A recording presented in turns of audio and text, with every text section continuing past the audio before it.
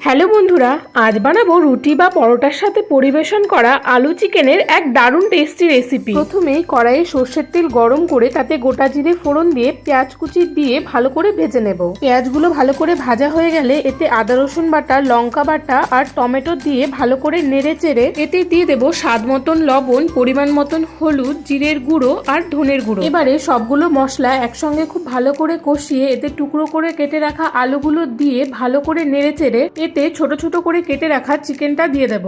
এবারে সবকিছুকে একসঙ্গে সময় নিয়ে ঢাকা দিয়ে দিয়ে খুব ভালো করে কষিয়ে নেব। সবকিছু খুব সুন্দরভাবে কষানো হয়ে গেলে এতে পরিমাণ মতন জল দিয়ে ভালো করে নেড়ে চেড়ে ফুটিয়ে নেব।